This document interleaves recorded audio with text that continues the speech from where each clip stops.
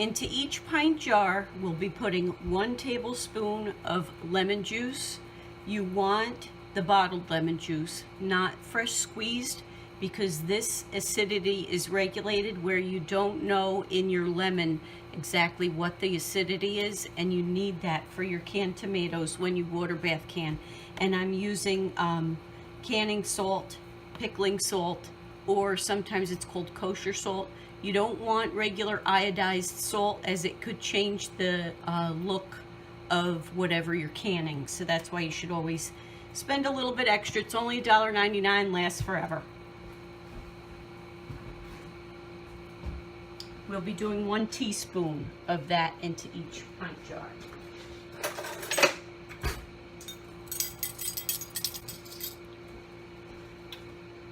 Nope. We will be doing 1/2 teaspoon. I constantly refer. It's 1 tablespoon of lemon juice and 1/2 of a teaspoon of the salt. I always keep giving that a little shake before I'm ready to use it. This is boiling nice now. We'll take a peek and see how the canning pot is doing. We're still waiting on the canning pot. I keep everything that I need right in one location, right next to the pot on the stove. So I have my jar lifter. I have my salt I need to go into each container, and my lemon juice, the rings, and I have my ladle that I'll fill the jars with. This is to wipe off the edges of the jars before we put our lid on. This is to remove the air bubbles, and it's also to get, there's a magnet on the end to get the lids out of the pan of hot water, and I have to get the funnel. And there's the trusty funnel. The water in the canning pot is now coming to a boil, so I'm going to begin to fill the jars. I do them in exactly the same way each time. I'm going to talk through the first one, and then after that I'll probably just speed through the filling of the rest of them. So we're going to use our jar lifter. Take the lid off, let the steam go away, go in, get a jar, tilt it, and very carefully empty it. I'm sorry that's not in the screen, but I want to leave that water in the pan. Next, what I'm going to do is we're going to put in our 1/2 of a teaspoon of salt. Then we need our tablespoon of lemon juice. Oh, it's a little bugger getting out when it's new. Okay, let's see. There we go. Squeeze it out. So we have a tablespoon of lemon juice. Then we're going to use our ladle, and we're going to keep on our mitt. You don't want to be touching that heart jar. It's hot. We're going to fill this to about 1/2 inch of headspace. And that's to allow the vacuuming that takes place when you're canning. Because I know already from doing this, the 1/2 inch headspace is just above that bottom rim of the jar. What I'm talking about is this rim right here. So we're going to get it just about to that point. Take off the funnel. We're going to take our little tool, and you're going to go in there and make sure there are no air bubbles. And if you need to add a little bit more juice, you come back and just add what you think you need to get that 1/2 of an inch of headspace. Then what we're going to do, we have a wet rag. We're going to wipe the top off. We want a good seal so we don't need any tomato juice on there. So the next thing we're going to do, we're going to use our magnetic end and pick up a lid. Put it on the top of our jar. Get the screw band, put that on, finger tight. Do not over tighten it, finger tight.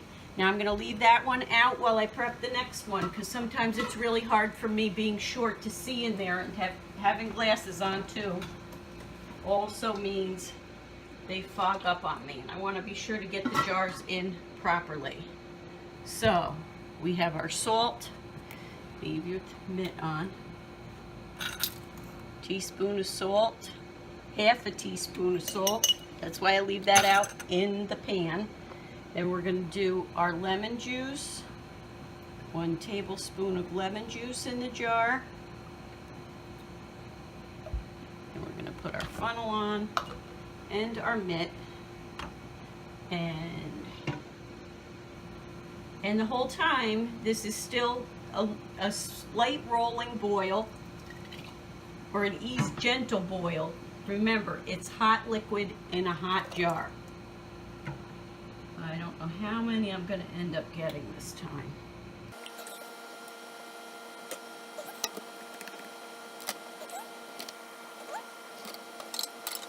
Sometimes these are fiddly, but it is helpful to have the magnetic end on there for doing this. Okay. So now we're going to get ready to put that into the canning pot. Putting the first one in. It becomes a process. And this way too, you'll know if you're going to need more water. I always slowly dump the water out that's in the jar in the pan. I'm going to move that one back there.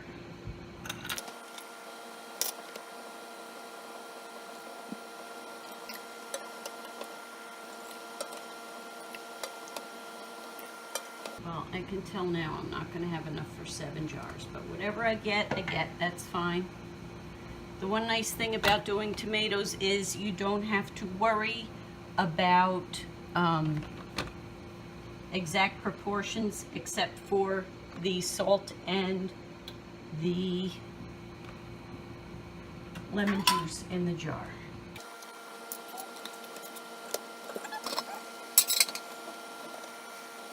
I do have hot water in the teapot ready to go should I need it.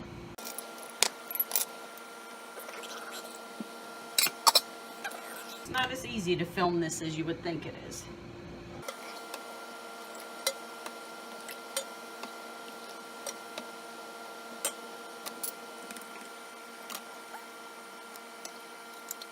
Actually, I don't think I have enough in the pan, but we'll try one more.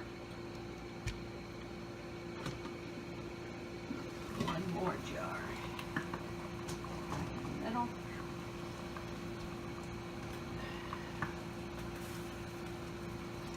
The reason why you want to dump that water back into the canning pot is you need to displace, because of the you want the water to be at least 1 inch, possibly 2, over the tops of the canning jars when you're canning.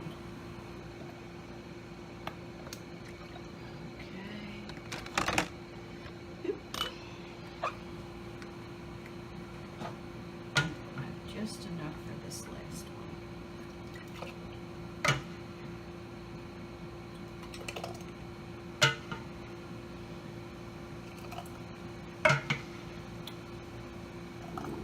I might end up putting this one into the fridge. So let's turn that off.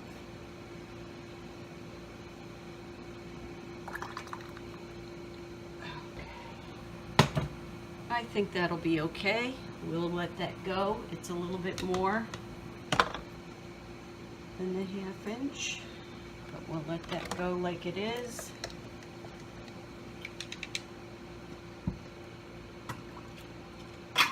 We're going to put those in there. Now, I'm going to leave those empty jars in there to take up space, because otherwise the jars can fall over, and that's not good.